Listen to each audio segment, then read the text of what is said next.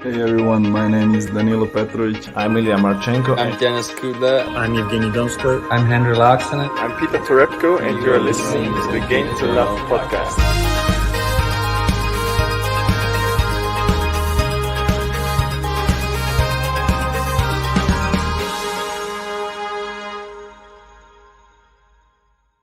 Hey, welcome back, tennis fans. We finally here.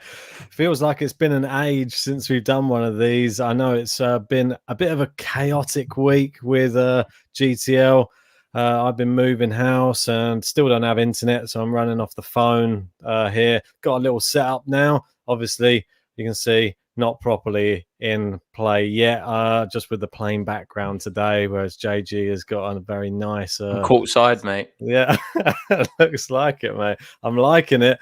I'm just happy to be back, happy to be able to talk some tennis finally. There's been so much going on, and I'm just excited to get into it. How have you been over the past week, mate? You been all right? Yeah, been doing well, mate. Not watched as much tennis as I'd hoped to have watched, but there seems to be some good events coming up, which I'm sure are going to pique our interest, and we can't really avoid them. So we're going to be covering more tennis than ever on Game to Love these next few weeks. Apologies, we've not been so far recently, but we are back. And the big news, really, the big event which is on the horizon, really, is Indian Wells, and it's going to be a 2-week event this year. The big news, though, which is a bit unfortunate, is Novak Djokovic withdraws from the event. And I'm a little bit surprised because he's not really played too many Masters events this year, especially on the hard courts, which is a bit shocking. I know you've got some stats we'll talk about in a minute.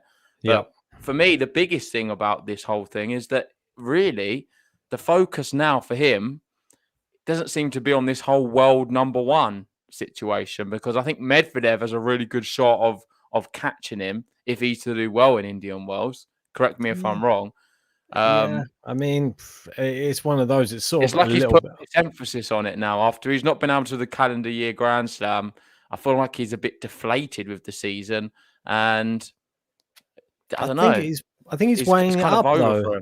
I think he's weighing up what really matters right now, and I think that's the key right now for Djokovic in his career. He's had a hard season. You got to remember that. He's been to 4 Grand Slam finals. What a season he's had. He's won 3 Grand Slam titles. He's played the Olympics as well. It's just amazing, but it's just a very scary prospect that he could lose the number one. But he's 1,500 points ahead of Daniil Medvedev at the moment. So there's a chance for Medvedev, but I think there's more than a chance, mate. The reason he has to play best, though. But he does. Yeah, Medvedev does. The problem is what he's coming up. He's defending a lot of points. He's going to have Paris, ATP finals as well. There's some points at stake. 2 tournaments he won last year. So we've got them coming up. Indian Wells, I'm not sure what he's defending, if I'm honest, if anything. I think this is the one which Djokovic and him have the most to gain from. And that's why it's a little bit of a surprise to people that Djokovic isn't playing Indian Wells. I am surprised. But because I thought he wanted to cement that number one, year-end number one. He has the buffer, and that's the thing. And I think when you look at, he's probably wanting to go, maybe spend some time with family, recuperate, maybe get his body back in check, because there are some big tournaments coming up in Europe, and he's sort of missing this whole American sort of swing for Masters and all of that sort of thing. He did the US Open, didn't achieve it, unfortunately, and now he's probably going to focus on just close to home, and maybe that's what's going to give him the mental edge going into maybe those tournaments in Europe. And maybe he'll be able to see it out. Obviously, Medvedev defending the Paris Masters. Yep. Djokovic, wasn't it last year? Didn't he lose to Sonego there because he'd already wrapped up the world number one for the end of the year? I think you just got to look at what's more important to Djokovic at the moment. Is his mental health maybe more important as well? Because you think he's taken a bit of a battering in the last couple of months.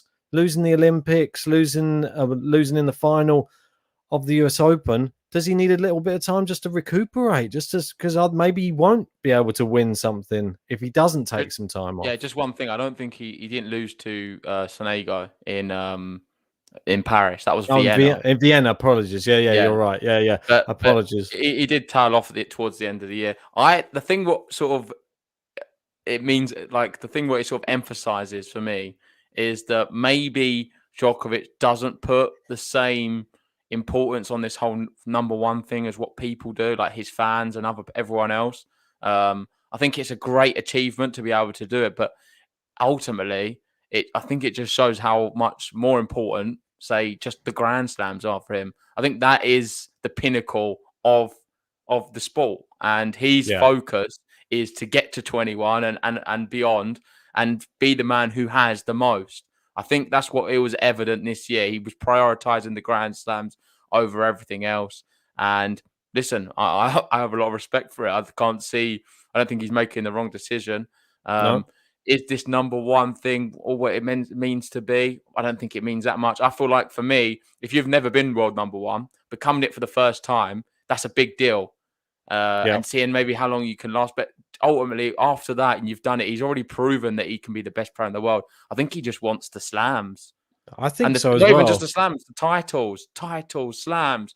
Does the actual amount of weeks at number one mean that so much to someone like Novak Djokovic? I'm not so sure if it is. Well, that's the only one which is sort of, he isn't the clear outright leader, isn't it? The year-end world number ones, he's tied with Pete Sampras at 6 at the moment. He is still in the lead. He's still number one, but does he need that? There must be, like, you've got to weigh everything up right now. In his career, he's physically a specimen, and he can pretty much do anything he wants to on a tennis court if he's physically fit, and he's definitely the best player in the world. There's no doubt about that. But how long can he keep on doing that for over a course of a season? And he knows his body better than anybody. I think he knows if it's time to take a break and he needs some family time, he needs to take a small hiatus. I think he's entitled to it, to be honest. He got to 4 slam finals. I think this year, if you told him he'd win 3 slams and he was going to be in the final of the other one, I think he'd say, well, that's a bloody good year, to be honest. I don't think anybody saw that happening. Beating Rafa at the French, he'd probably taken that at the beginning of the year, just that alone. Not many people can even say that. It's his 3rd ever loss there. So what a great year he's had. I don't think anybody can look at this in a negative way, because I think we know Australia is going to be coming up in only a few months' time, and I'm sure that's where he's going to be wanting to be fighting fit. Yeah, I know you're saying Djokovic, best in the world, no one can argue with it. Rafa on clay still, I think he gives him a good run for his money, regardless of the fact that Djokovic did beat him last time at Roland Garros. So I just want to get that one in there, Ben. I'm not letting you have a free reign on Novak completely. I'm just looking here. So the players who have entered, apologies earlier on, I was saying Medvedev, I don't think he's defended many points. It's been so long since we last saw Indian Wells. It seems here points dropped from 2019 and or 20 is 1,000. So he's dropping a lot of points, Medvedev. And I'm looking down the list here. We've got Tsitsipas, Zverev, Rublev, Berrettini, Casper Ruud, Felix. I know he's dropped out of an event recently for an injury, so I'm not sure if he's going to be there. There's still a few good players apart from that. You got Yannick Sinner in there, Chapeau, Hurkacz as well. The big names which we're used to seeing at these kind of events, like the Rafael Nadals, Roger Federer, none of them at all. And obviously Novak Djokovic now. So none of the big 3. Andy Murray, I believe, could be getting a wild card. I think you've got some wild cards there, which we can maybe go through, because they're quite fascinating. And you can see here, we've got Andy Murray, Jack Sock, Holger Rune, Jensen Brooksby, and Zach Svajda. All players we really like. No offense to the Sock fans. I'm not a big fan of him, but the others I think are awesome. And Sock, to be fair, is a very good player as well. But Jensen Brooksby, for me, I know there's a lot of Holger Rune fans. I think we've got Melez, who's in the Discord. He's he's one of his favourite players right now. Brooksby, for me, is a special talent. We saw what he did recently at the US Open against Novak Djokovic. I think he's going to be raring to go. In America, he's another animal altogether. And I know he can be a bit annoying with all his moaning and all of the grunting and everything else after every shot and all the little come-ons. But he's class, and he could do a lot of damage. He's my wild card to watch there, for sure. Definitely should be. He's come on leaps and bounds, and I know I was very critical of Jenson Brooksby because of all of his antics leading into one of the other Grand Slams, but he seems to have really, I don't know, grown up, I think would be the right word, on the big stage. I don't think he knows that will affect him in a negative way with the fans, so he's sort of reined it in, so well done to him. Very happy, and I'm not so mad watching him play now because you can give a come on. I don't mind all of that. Just don't want to see the antagonizing of other players and being very disrespectful, that type of thing. Rune, though, he's been playing fantastically as well. Yep. So those two young players, Svaja, I think he's slightly behind those two, but he's been giving a good account of himself as well of late. Obviously, I think did he take a set off Sinner, I believe, at potentially US Open, I think it was. Yep. So he's definitely a one to watch. He's just slightly behind the others. Jack Sock, obviously, we know already. He can mix it with the best on his day. What about the top, Andy Murray? Do you know much about him? Well, mate, he's new on the scene. The bionic Andy Murray. I was a bit sad to see him. He lost to Casper Ruud, obviously, last night. He was a break up as well in that first set. Last night, was it not today? I think it was early morning. Yeah. But last night, well, it depends what time you go to bed. Okay. Yeah, it was before. Well, I think it was just as I was going to bed, they were kicking off, right, and then I woke up in the morning. I thought, oh, he's up a break. Maybe Murray will go through. I looked, no, lost 2-0. So unfortunately, I think it was maybe a step too far. Someone like Casper Ruud for Andy Murray at the moment. Yeah, but listen, Andy Murray can be full of confidence right now. He's now battling with sort of the top 10. It was quite a close few sets. And if we look at not even that long ago, a couple of months, sort of before the Tsitsipas stuff at the US Open, he was looking way off the pace. I know he did lose in a challenge. Was it a challenge? He just lost to a challenger player. I forget who it was recently, the Russian guy. Oh God, you don't. We spoke about it on the last one, didn't we? Yeah, I know him well. It was somebody he shouldn't have lost to, really. He's a good player, and he did well against Zverev in the past US Open, I believe. Yeah. Listen, I don't want to say anything negative about Andy. I think I'm actually super impressed for what he's been through and where he was. Matter of not even a year ago, less than a year ago, he's a different player, and I'm super encouraged by his performances, even against Casper Ruud. Yeah, there we go. Roman Safulian. Cheers, that's Gene. it. Yeah, thanks, Gene. So we've got Gene in the chat, one of our most loyal patrons. Appreciate that. Great to see some other people here as well. We've got Kathy in the chat. Yeah, how are you doing, Kathy? A few others as well. Eddie here as well. Shout out to you guys. Yeah, indeed. Yeah, I think Kathy dropped a message over on Insta. Sorry, I haven't had a chance to get back to that one yet. I saw it coming. It's just been super swamped with work. I have seen it. I will get back to you. Don't worry about that. Appreciate the nice, kind message, though. Yeah, and then Holger Rune, I think he lost in a challenger today, but I wouldn't read too much into it. I think we're going to be really, really stacked where it comes to Indian Wells, and I know I don't know if we're going to touch onto the women's. Maybe we'll do that in a minute because I know we're going to talk about Raducanu and stuff. So we'll save the women's wild cards because there's a few special ones there. This I thought was interesting from Sasa Osmo, a very good person to follow on Twitter, especially for a lot of the Djokovic news. He's saying Djokovic missed all 4 Masters 1000 tournaments in North America this year. We know he's the king of the Masters. He does very well in a lot of them. He's won how many of them each time 36. now? Is it? I think he's won every one twice and stuff. He breaks ridiculous records. And for him not to play any of the 4 Masters 1000 tournaments in North America, where he would have been favourite going into all of them, is a bit surprising. But there has been a busy schedule. You've got to remember we've had the Olympics in there, which we wouldn't have normally had. And we're still in a bit uncertain times with the whole COVID stuff and the bubbles and different things as well. So it's not that straightforward to pick and choose certain tournaments depending on where they are in the world and quarantine rules and stuff. So we can give him a bye for missing them. He still won 3 of the Grand Slams, very close to winning all 4. But yeah, fascinating one. I don't think we're going to see this again. I think he's going to be playing more of them next year, though. Yeah, indeed. We'll move on to the next one. That's obviously the sort of statement. I'm sorry. I'll let you read it. I think I've been talking too much. Go on. So, I am sorry I won't get to see my fans in Indian Wells and play in the desert. My favourite place to go. I hope to see you next year. Novak Djokovic. Nice, short and sweet. I don't think we can be too mad at him. We've been through it already. I think it's probably a wise thing to do, and he's just going to hope Medvedev loses. What more can you say, really? If Medvedev doesn't win, then Djokovic looks on course to probably get year-end number one. So I think it's worth the risk. Get the rest. If he doesn't, he still might be able to get it next year anyway. But can you see him losing? Is there another one? Should we go on to the last one before I talk about that? Because it's just Raducanu. Okay, so let's leave that then. So let's talk about can he lose? Because I've spoke about some of the players who could threaten him. You've got Tsitsipas, Zverev, Rublev, Berrettini, Casper Ruud, Hurkacz. I'm not going to say Felix. I'm not sure if he's in a good state right now. He's injured and stuff, which is a bit disappointing. Pulled out, didn't he? He's my winner of the tournament. Pulled out first round. I think it's mainly them guys. Really, I'm looking at it. I have to be honest. I'm looking at the name Zverev, and that's it. Can Zverev beat Medvedev? If he can't, I think Medvedev wins. Am I being harsh? Could he slip up against someone? Could an informed Gael Monfils come through? Because I can officially announce he's back.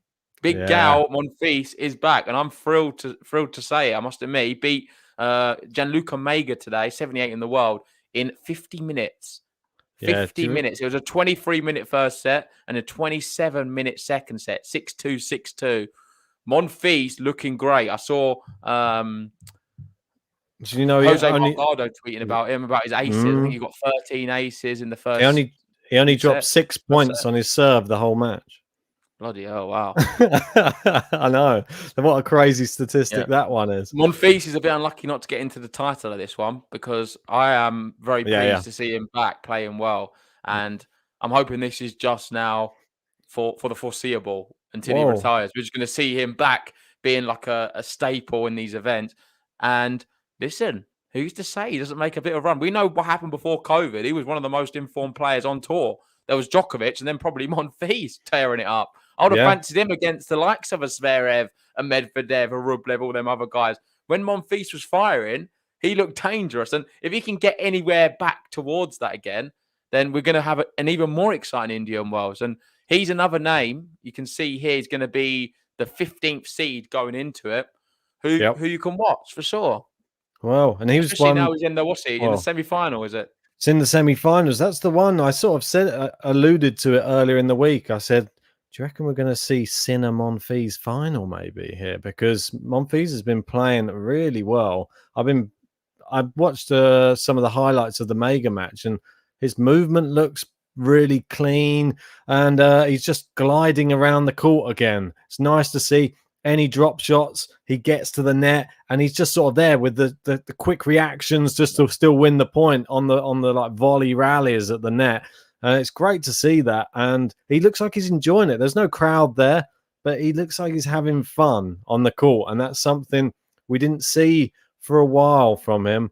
I'm just so happy that we, over the past, I'd say, month or two, he's just gradually coming back, and it's great to see.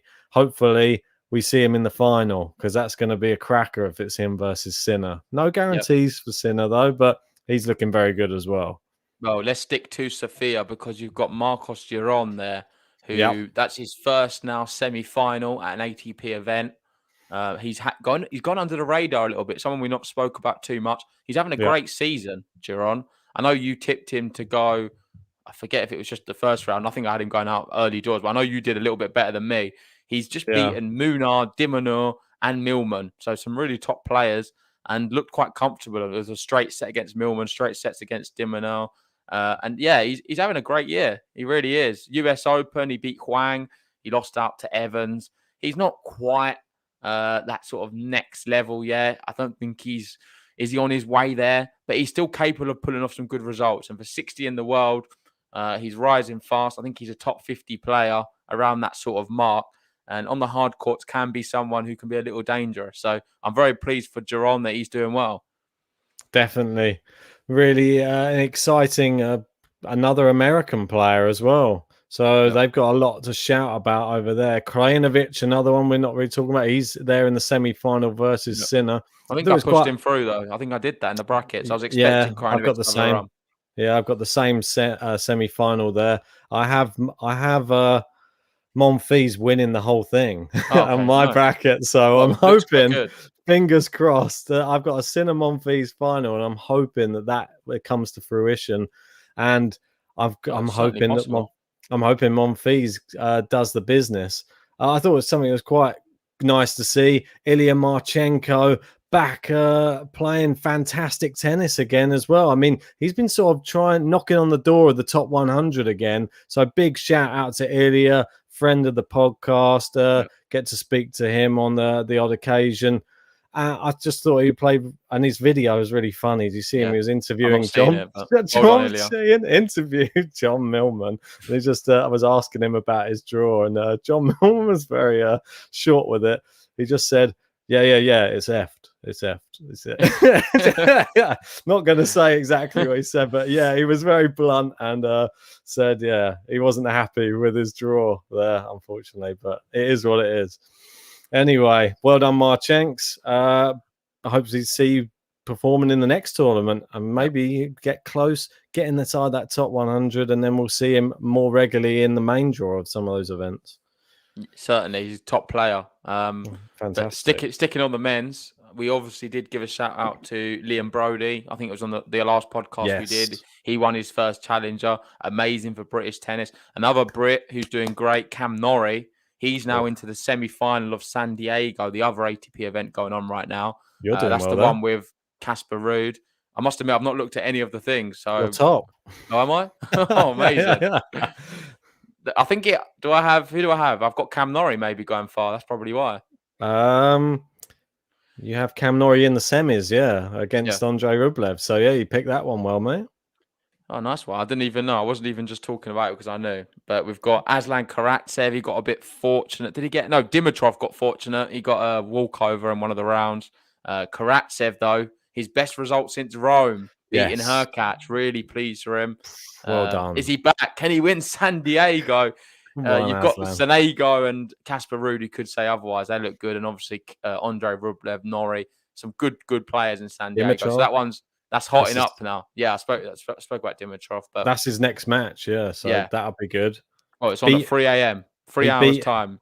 Last time they played, he was injured. Remember, in Australia in the Australian Open, and then he sort of beat him, and he was just limping around the baseline, wasn't he? So maybe Dimitrov will be after a bit of revenge, and he's not really been tested. He had to go through against. I think it was just one of these. Was it a lucky loser? I think he got to play. No, he played somebody in the last round, but I think it was he got a lucky loser, but I feel like he got a walkover in one of the rounds. I think he did as well. I think he's had a fairly easy That's what run. I'm saying. That's why I'm not looking too much into it. Dimitrov's been a bit fortunate to get where he's got. Holmgren, double breadstick, but the Danish kid, enough said about him. I think we might see him again. Who knows? We'll wait and see.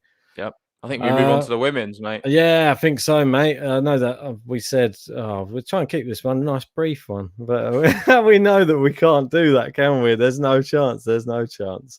Anyway, on to the women's, and let's speak about the return of Raducanu. She's coming back, and she's coming back with a wild card for Indian Wells. How good's that, JG? Finally, we're going to get to see her up against the best of the best again.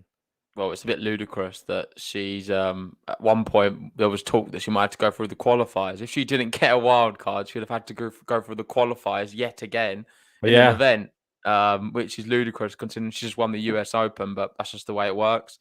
I must have entered before the US Open win when her ranking was quite low. But yeah, this is amazing. So this is her schedule now post US Open. Obviously, the news I don't think we've really spoke about splitting up with her coach. For me, I wouldn't read too much into it. It seemed like it was a bit of a temporary contract from the beginning. It was always sort of for the US Open. I'm not sure if there's much more to read into there. But he's done a great job. It is a bit disappointing, I must admit. And the media could spin it a bad way, but I just don't want to really go down that route because I don't know enough about it, to be honest. But with her schedule, you've got Indian Wells obviously happening very soon. She's then going to be doing Moscow and then Cluj-Napoca. I think is that Romania? I forget now. Yes, it is. Yeah. Yeah, so she's going to be stacked. She's playing every week now, seems. And well, we've got here in related news, the race for Guadalajara WTA finals is very tight. The cutoff could end up being 10. Well, the top 10. Yep. Oh, just like that. Just think she's got a chance, that's for sure. How well is she gonna do at Indian Wells? This is just the real test, and everybody, all the eyes of the world now are on her. And bear in mind, is this going to be her 5th WTA event that she's ever played? Fifth sounds a lot. I feel like there's not been many at all. if you said it was 2 or 3, I would have believed you. Like she's not hardly played any tennis. Let's be honest. What she did at the US Open was outstanding. It was just something which is unheard of in tennis, and it's an amazing achievement. And now she's playing these events. I don't know what to expect at all. No. Part of me thinks I wouldn't be that surprised if she goes out first round. I know you're going to hate me for saying it, but another side of me thinks, can anyone stop her? And when I say stop, I don't think, can anyone take a set off her? Can anyone take more than 3 games? I'm not sure which way to view it. Regardless of the fact, I just need to see it. I can't wait to watch the event, and that's what it's doing right now. The Raducanu effect is getting eyes on the sport. People who don't necessarily watch tennis, we've seen it since the US Open. People asking us about Emma Raducanu. What do you think? They know we do a tennis podcast. A lot of people want to know what our opinions are on it, who don't even necessarily watch tennis. You've seen her outfit now going some Hall of Fame catalogue for tennis, and they've retired it here, there, and everywhere, and they've sold out in all the shops. She's got however many million followers now on Instagram. She's signed deals with Chanel. She's viewed as like royalty now in the UK. Her life's kind of set if that's what she wants to do with it. But I think this is just the beginning of Raducanu, and we've not seen anything yet. And listen, it's exciting, isn't it? The sky's the limit. Let's see how. I just want to see the tennis performing more than anything. I'm not too bothered about all these sponsorship deals and everything else. I know it's glamorous and stuff. I just hope it doesn't distract her from the tennis, because she's awesome at it. And I want to see her push on and get in the race to Guadalajara, I believe, is the name you're I'm going to call it Guadalajara. I believe that one's in Mexico. Is that right? Yeah. So, Raducanu. I've got a feeling, though, she's going to be okay. I think that she's a very intelligent girl for her age, but she's only 18 years old, but she comes across like she's got a very wise head on her shoulders. And just based upon all of those things, I know we've said it a few times on the pod and stuff, but what she does in her spare time, I think it sort of alludes to what type of person that you are. She seems very intelligent, and she's obviously spends a lot of her time. When she's got asked who are the 3 people that she'd like to sit down and have a meal with, I think she went for something like Michael Jordan. Can't remember the other one, but the other one was a guy from CNBC, like, who does all the stocks and shares. Yeah, I saw her was she at Wall Street or something doing? Yeah, she was down. Yeah. She was very, very interested to go down there. Got to sign the book there, which I only think a select few people have signed in the stock exchange. I think she's bigger than I don't know. She's probably thinking even outside of tennis still, like, even though, but I think it's a little bit, but I think she's got her head screwed on, though. Yeah, but the world's getting a bit carried away. And when I say the world, I mean a man who goes with the name of Ben. I'm certainly getting carried away. I wouldn't be surprised if you look at all 3 of these and you go, she in the bracket, she wins Indian Wells, she wins Moscow, and she wins the other one. I'll be surprised if you don't have her win in every event. I'm got to be realistic, because Does she win all? How well does she do in these 3 events which are coming? Well, this is exactly it, and I'm posing the question to you now. How well is she going to do in them? I'm going to try and be as realistic as I can based upon the draw that she has. And now we're going to see what she's like when she's not in a Grand Slam. I've seen her play 2 Grand Slams, and she was amazing. The WTA event she's played, she hasn't been good at all. So this is now. She's just won the US Open. Is she going to continue to be great in these other events? Once I've seen the first event, then I'm going to have a gauge of what to go off. At the moment, she might just be an amazing slam player. I don't know. There are players like this out there who perform on the highest stage, and in the other events, they're not as good. I don't know, but I don't think wouldn't be the worst thing to be No, great at. it's not the worst thing at all. Jake makes a good point talking about the race, and this is the first year they've excluded ITF points from the WTA race. If they did include them, she would be currently sitting in 9th. So that's quite a big thing. I'm not sure why they've excluded them. I think that's a bit unfair, if I'm honest. Yeah, it's a bit mean. I don't like that they've done that. Hopefully they can change that. But talking of the race, I don't know if you've got the most up-to-date graphic, because there is a lot going on with the women's tennis right now. We're going to go back to the wild cards and the other graphics we've got up there in a minute. But we can go to them in a minute. Sorry. All right. I just want to stick to this race, and I don't know if you've got a more up-to-date version of it, because there's been a lot happening. I can go on one. Yeah. Don't worry. If you can get it up on the internet, I can talk about this for now, because you've got, Ons Jabeur. She's tearing it up right now, and she's a name who you can see on the screen right now, who's sort of in the hunt. She's sitting in 10th now, but I think she's going to be moving up, making a nice sort of inroad. And she's currently in the semi-finals of, which one is it? It's Chicago, the second Chicago one. She's going to be facing Rybakina in the semis. The other semis, Vondrousova, Muguruza. So, it's an amazing tournament, this one. This is the one what Ben said wasn't stacked, and it has been the most stacked ever. And in all fairness, I was doing it from my car, so I'm not going to give myself a hard time. I didn't really see too much of it, and I spoke out of turn. So it is a very good tournament. So yeah, let's have a look. We need to quickly mention Ashley Barty. She's someone who's pulled out as well. She was a bit unfortunate not to make it into the title. She's heading back to Australia, I think. I saw something about that, so that's a bit unfortunate. Hopefully she's still around for the race and she's not just finished her season there. But we'll have to wait and see for that. She has qualified, though. We've got Sabalenka who's qualified, Krajcikova and Pliskova. You've got Sakari just on the fringes, Swiatek, Muguruza, Osaka. Well, we know she's not going to be there. She's definitely not going to be there because she's finished playing tennis this year. We've got Ons Jabeur, Mertens. And listen, you've got Raducanu and Coco Gauff, Svitolina as well. They've all can do it. All they need, Belinda Bencic, Kontovic. It's super exciting, this race, Ben. Let's be honest. We talk about the men's. I feel like we kind of know what could happen. We've got even Kerber. She pulls together a few results. Well, look, anything's possible.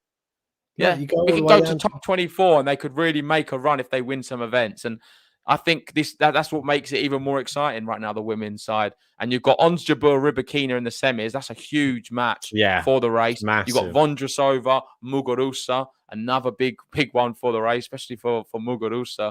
And what's the other women's tournament that's going on? So we've got Nur Sultan, where we have Putin Saver and Van Uytvanck. We already know the final for that, yeah. So it's the number 1 and number 2 seed. Yeah, shock. I wanted to actually just talk about, we're talking about Garbiñe Muguruza there. She's up there in 7th. Yep. She actually just knocked out in the quarterfinals somebody. I think we got to give her a mention, which is this player called Mai Hontama, who's a 22-year-old Japanese girl, and she had a great tournament. She beat Caroline Garcia and Shelby Rogers in this tournament. She beat Dart, I think. That was in the qualification. She got a walkover against Kontovic, but still she beat Shelby Rogers in 3 sets, and that is impressive. I think she could be one to watch maybe in the future. She lost to obviously Muguruza, but no shame in that, I don't think.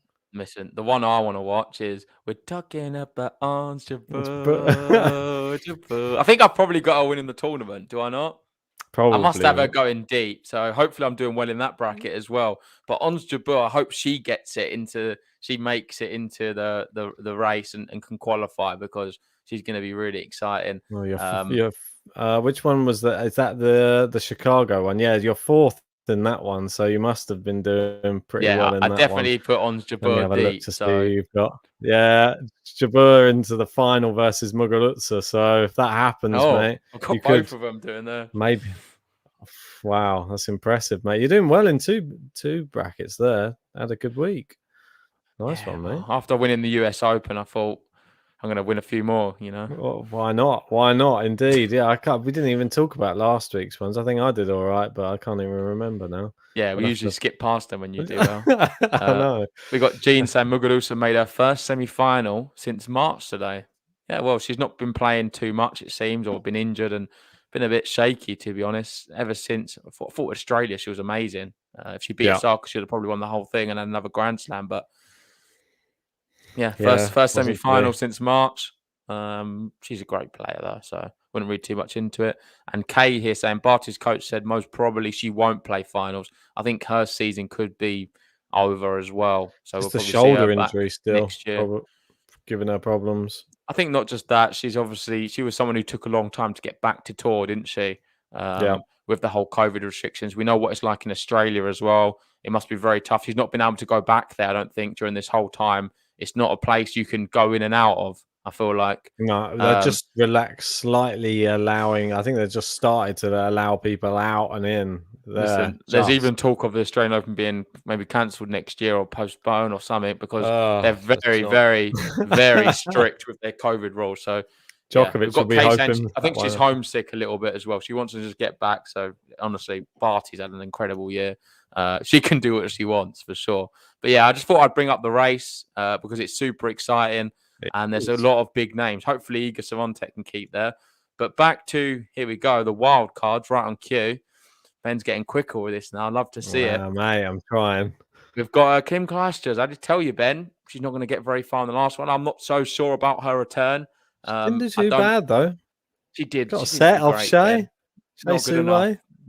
Listen, legend of the game. I think enough's enough. Listen, if she wants to do it for her own self, that's all great. But I have nothing positive to say about her tennis. We can talk about her history, but right now I have nothing positive to say about watching her. In fact, I wouldn't even choose to watch her. I'd rather watch her highlights on YouTube when she played very well.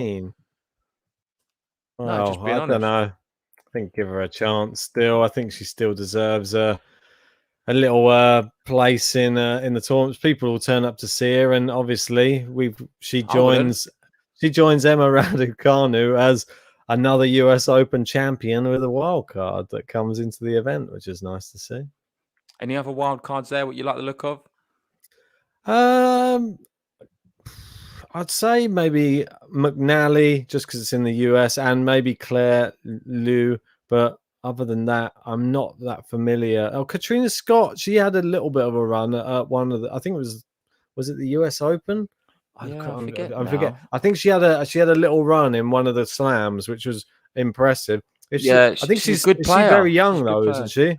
She's 17 years old. I was just getting out now because she is an exciting player, and there's a lot to talk about with her. She didn't qualify for this year's US Open. She went out to Bondi.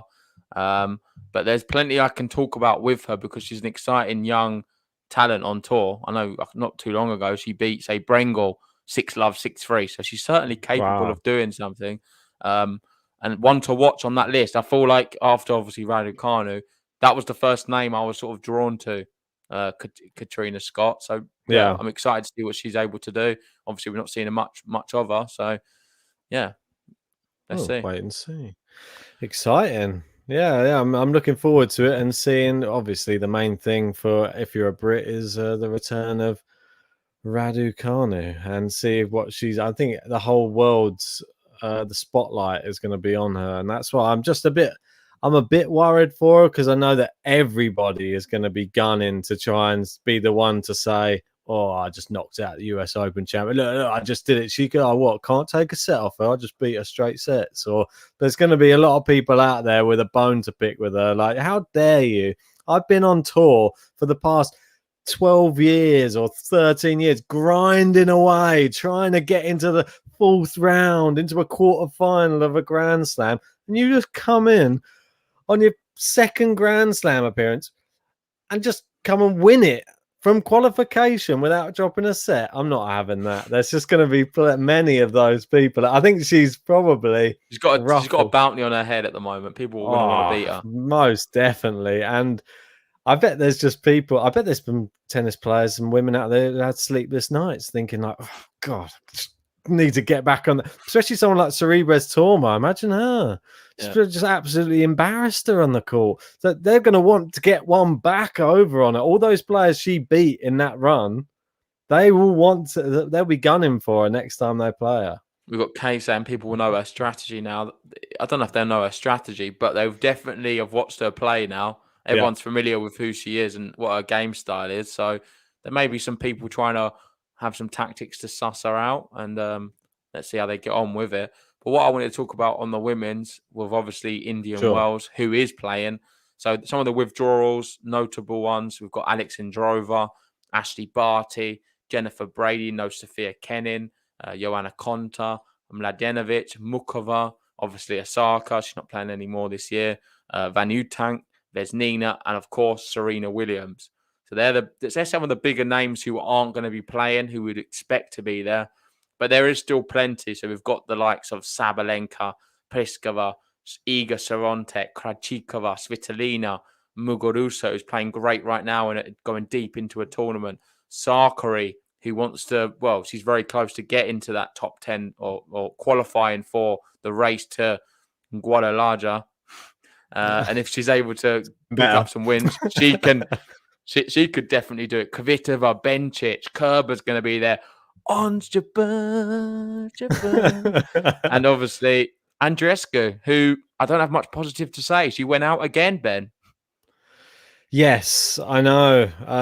It was disappointing. And who was it that she lost to as well? Because it was one that I didn't expect her to lose to that person. But yeah, I predicted exactly who it was, but I forgot the name now. 1 second, I'll bring it up. Don't we worry. It was Shelby Rogers. Oh, there we go. There you go. So in straight sets as well. It wasn't. I did expect it. I'm surprised you didn't go for it. I'm a big BB fan, but I think Shelby Rogers beats her. And what do you think? Now. And what do you think that obviously Rogers beat Andreescu, Montama beat Rogers as well, this young Japanese player. So it makes her look even better now. She's taken out Shelby Rogers. Tennis maths never works. But I think Andreescu, she got to the final of Miami earlier in the year, and I don't think you can still say that she's been a poor year for her. Yeah, for sure. You can't dress it up as a good one. She's been injured though, so I'm not going to jump on her too. I'm not going to either. She's class. I love her. She's a great tennis player. I hope to see her back, but right now it's been a bit of a season to forget for her. Do you have any other things that we can go through there? Have we gone through all of them? This was just for the women's. I just thought I'd bring up the thing because it was the list of the people and the points that they were. No, but I mean on the other tabs. Is there any other tweets we haven't been through? No, only the other one, which was the funny one, which I was going to put on. But other than that, well, I think we've done a good roundup of all the results and stuff. We're going to be covering obviously all of Indian Wells as it happens. We'll be doing draw previews, some watch-alongs. Ben's going to have internet and a green screen, and we're going to be ready to roll for plenty of tennis. We do have a big announcement to make. I don't know if we can do that before we do the funny bit, or should we go with that? Go with the. I don't know. Let's have a bit of laughter maybe first, because I know Ben's got something he wants to share with everyone. Someone tweeted us, didn't they, the other day? And I thought, well, was it earlier today? Yeah, I think it was earlier today. Just saying, I know you guys can talk the talk, but can you walk the walk? Ooh. Which is interesting, isn't it? Who's that brave? Who's brave enough to tweet us that? Isn't it? So let me just share. There's a guy called John Silk who's just showing us his serve here. Bit of serving practice here from Big John. That's what I said. Oh. I said maybe he's a young John Isner we've got here. Oh, that one looked like a bit of a looper there. There's a rough one coming up here. I think it hits the camera. No, it's not that one. I think there's a worse one coming up. It's not bad. I think there's an ace in here. That one. That's the one you have to dodge. But no, fair play to John. He's out on the clay courts at the moment. That's it. Look I'm at him. Very jealous. I'd love to be on sliding around like a young Rafa. It is like a little Rafa on Satya. Here he comes over to the camera. Look at that. He's got the Rafa headband on and everything. Loving it. Anyway, shout out to John Silk. Hope you are well, buddy. Good to see you. I can't wait to play you, mate. I'm going to have to play him on clay now. Now I know he's a bit of a clay court specialist. Mate, I can't wait to see it. Challenge JG on the clay. And don't worry, we will be bringing out... now I'm sort of nearly up and running in the new place. I'm going to get on to Challenge JG. Just get that finished and we'll get the first episode out on the Patreon. Make sure to sign up if you want to have first viewing on JG's first opponent on Challenge JG. It's going to be quite an exciting one, and that will be a sort of mini series that's just going to be running, and then we'll bring it out on YouTube afterwards. But yeah, did you want to go with the final announcement of the podcast, JG? It seems like it's a big drum rolls in order. That's my drum roll. It is a big drum roll, but really we've not done anything for the last week with it, so we should have just released it earlier. But I can announce officially the merch is here for Game to Love. So go check out the merch, buy whatever suits you, and it really helps the podcast out. And you look sexy while doing so. I can assure you, it is the hottest stuff around. You can't get better, I've heard. Honestly, we're going to be wearing it on the catwalk. Oh, look at that. Rafael Nadal t-shirt. Wow. The king of clay. We've got a Raducanu one there. See if she can. We've got a game set button, part of the collection. Obviously, that's the bigger one. We have a smaller part of the collection as well. And I don't know if I'm going to go through some of the others. There we go. Come for the tennis, stay for the buttons. Yeah, we've got to settle in the GOAT debate with our man, Novak Djokovic. We've got a business NT, one of my favorites, actually. I think it's quite a nice t-shirt. It comes out quite good as well with the printing. We've got one of sort of this, the classic. If you this is just your essential, you can wear it as pajamas. You can wear it maybe with a blazer over the top of the GTL logo t-shirt. You can smile up if you want. You can do whatever you want with this. I feel you can even tie it at the stomach and have a bit of belly showing. It's up to you. Is that what you do? Is it? Well, that's what John Silk does, and then, honestly, I think that looks brilliant. So brilliant. There's a lot of great ones here, and this is my personal favorite. Wow, so we have part of the game set button collection, the bucket hat, and you may be saying £20 for a bucket hat. That seems steep. I'll be honest, I agree, and we would love to make it cheaper. For some reason, it cost this website an extreme amount to make a bucket hat. And out of everything we're selling on here, we hardly make any money on the bucket hat. So don't get me wrong, buy it because it looks great. We hardly make anything from it. We're going to get the bucket hat because we love it, and we couldn't really avoid not having it. But it is a bit steep for what it is, I must admit. We've got a game set button collection accessory pouch for all of your essential accessories. They go in the game set button by Games to Love. Are you going to school? Need something to keep your pens, pencils, that type of thing? Maybe you're just a busy girl on the move and you just want to keep your makeup in something. Perfect thing. Look at this. The accessory pouch, game set button. And I know you're all wondering, why have we got bucket hats? It's getting cold. Don't worry, we've got that covered as well. Ben's going to go, well, we'll stay at the left. No, go up, Ben. Go up. We've got the mug. You can put some warm drinks in that mug. The future of tennis, Game to Love. And then if you go to the right, your arms could get a bit chilly. It's getting a bit colder. We've got the snow. Go right, Ben. Right. And we have the long sleeve game set button t-shirt. So don't worry. We will look after you, even if you're in England and you are cold. Let us know if you want any designs made in hoodies, things like that, or if you're not happy with just a t-shirt. It's cold where you are. You might be in the North Pole watching, who knows, and you want something. You don't want a bucket hat, you want a woolly hat. Who knows what you want? Tell us, leave it in the comments, or drop us a line on any social media. We will try and make it happen for you. If you also want any colors changed, you can go and click on them and you can change the color of all the t-shirts. So if you maybe want one in a different color, there is options. So here is the big one, the King Leon.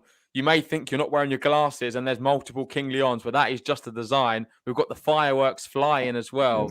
Always. Listen, we've got to just commemorate the King Leon. He's a special member of Game to Love, and we've got a t-shirt made just for him. To the left of the King Leon, we have the game set button. This is for the more stylish individuals, a bit smaller. It's not so intimidating. It depends what type of person you are. Do you like the big one? Do you like the small one? You can choose. The luxury is there. The power is in your fingertips. You can have whatever you want. I feel like I should be walking up and down wearing it while you're describing it. I don't know. Is that that's how I feel, like a catwalk or something? We need like a GTL catwalk, like. And this is the bucket hat. You see, look, and I'll just be there like. Well, I thought maybe we could have done a button of us wearing it and walking up and down. Well, maybe there will be eventually. But Who go knows? up to the top because then I can show you the piece I've actually got myself. So you'll be seeing me wearing this, mate, more or less every single podcast. This one at the top, I really like. If you go to the left, actually, before we go on the King of Clay, this is very stylish. It's the inner part of our logo, and I think it's the better part of it. This is a really nice piece. For the more stylish individuals, maybe if you've got a nice flashy watch, it doesn't have to be a Rolex. Anything of that caliber, you get one of these ones. You get one of these T-shirts. You're the coolest kid in school. You're the coolest kid at work. You're the coolest kid in your family home. This is the one you need to get. And just to the right of it, of course, the King of Clay. It's all blacked out, but I think we know who it is. There's only one of them. There's obviously a few princes, but there's only one king, and that is my man. I'm not going to say his name because I'm not even sure I think it's pretty obvious who it is. We've got the Spanish flag there. And yeah, this is a piece I love. I'm going to be wearing it every single day. I'm going to have to probably peel it off me to have a shower once a week, which is more than I usually do. So yeah, that's a special piece as well. Hopefully you guys like it. Let us know if you have any questions about it. Message us on Discord or Twitter, and we can accommodate any of your requests. Ultimately, hope you like it. And if you want to buy it, it helps the channel out, and you're going to look good while doing it. Indeed. Yeah. And Bosnock saying you guys need to get Matteo Berrettini to model it. The most handsome man on tour. Yeah, I'm sure he's cheap. We've got Ben. Yeah, you'll have to start with me in a Berrettini mask or something. There you go. But yeah, I think that's it, mate. I think we should wrap it up. Great to be back. Great to be bringing you another pod. And yeah, we'll try and bring you another one over the course of this weekend as well. Just wrapping up all the stuff that's going on. If we can bring you a watch along, we will. But it'll be dependent on schedules and stuff. I know it's all still a bit hectic with trying to sort all the stuff out we've got going on at the moment. Yeah, and if it wasn't even hectic enough, I'm also moving house as well. Just to, I know. Just to put a bit more issues amongst it. But we're going to be back. We'll be doing some podcasts. We're going to wrap this one up because our 30-minute podcast has now gone on for 53 minutes. But shout out to everyone who has joined us. If you enjoyed it, hit the like button on the video. Subscribe if you're new. And we'll see you very soon for another live podcast. Take it easy, guys. See you guys.